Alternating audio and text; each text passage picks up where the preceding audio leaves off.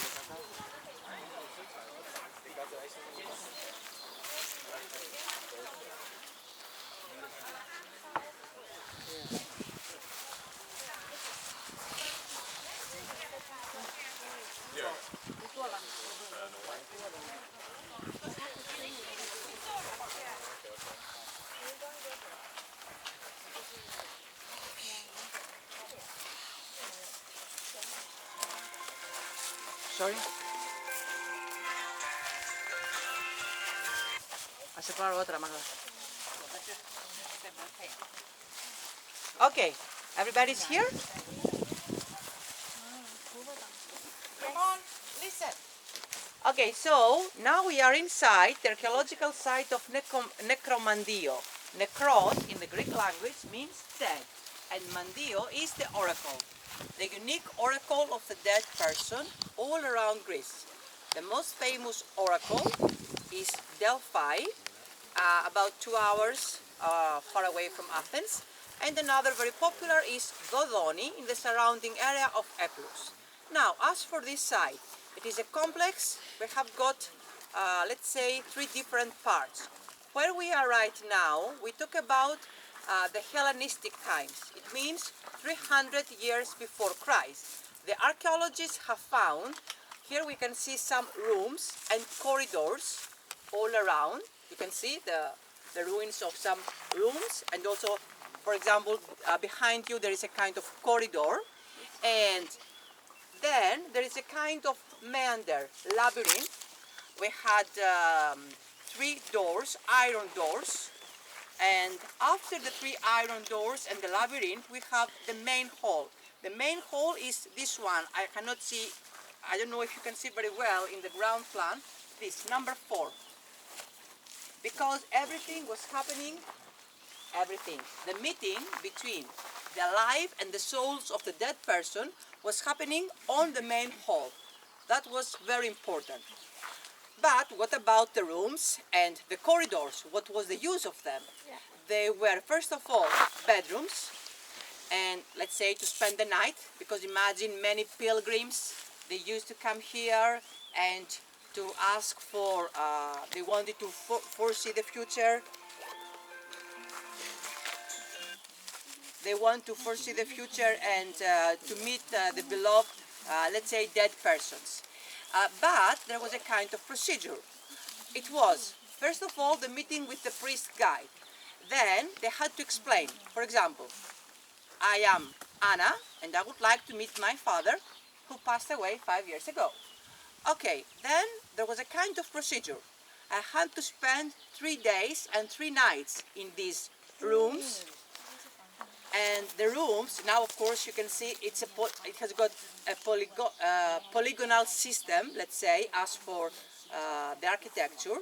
And the rooms had no windows, only just small holes. So during those 3 days and nights, the surrounding area was dark.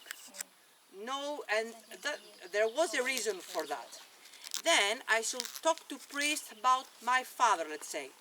He was a good man, he died from that, his history in a few words. And then I should have a kind of diet, like to eat broad beans, pork, honey, milk, wine, all these things they used to eat during ancient times, and also some herbs. It was a kind of ritual because those herbs and the broad beans, they have also some toxic, effects to some persons. Then the priest used to say many narrations, and spent 3 days and 3 nights. And in the corridor, this way, there was the bath. So then I should be poor, not only in body, with the diet and in spirit, but also physically. I should have the bath with aromatic oils and water from the Acherusia lake, from the lake. And the last step was the sacrifice. I had to sacrifice an animal, mainly a goat, a sheep, something like that. Yeah, the sacrifice of the animal was the last step. So the first one was, let's say, to talk a lot with a priest, spend 3 nights, have the diet, then have the bath, sacrifice the animal.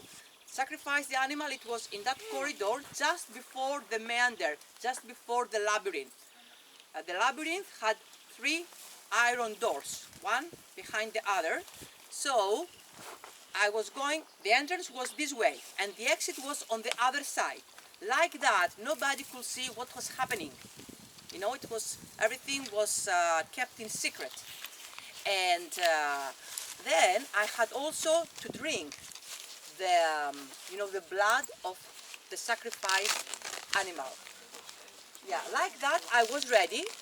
I was ready physically and psychologically to see the soul of the dead person. Then the next step after, the diet and, the nights here and the discussion with the priest and the sacrifice of the animal was here, the number 4, the main hall. It was the priest guide, me, and the soul of my father, let's say. I couldn't speak to my father. It was always between the priest and the dead person. So priests use, I don't know, maybe it was also a kind of, how can I say, people use, after so many days in dark places, eating those, let's say, use light drugs, they weren't able to understand very well what was happening, And like that, the priest used to say, your father says that he's okay, he has got a nice life, because in ancient Greece they believed in the underworld life, in the eternal life. And as for you, you will have this, that, and the other thing.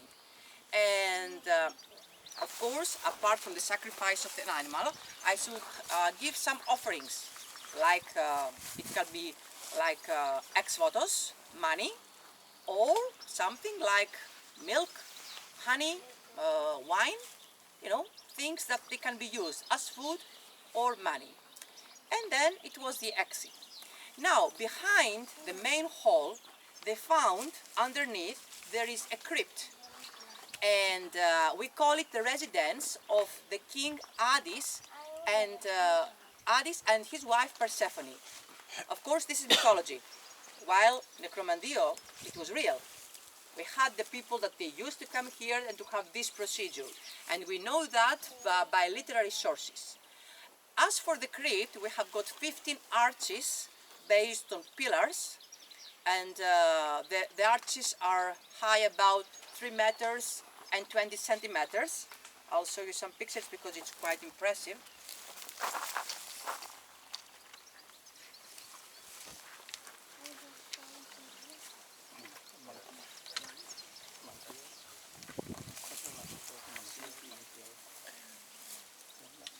Okay, no picture here, but you will see the crypt inside. And over there, we say it was a residence of Persephone and Hades. And do you know the story of the Greek mythology, the legend? Okay, Hades was the king of the dead persons, right? He fell in love with Persephone. Persephone was the daughter of Demetra, the goddess of earth and agriculture. So Hades kidnapped Persephone from her mother, and her mother was very sad. So they made an agreement. Hades said, your daughter will be for 6 months in this world, in the earth, but 6 months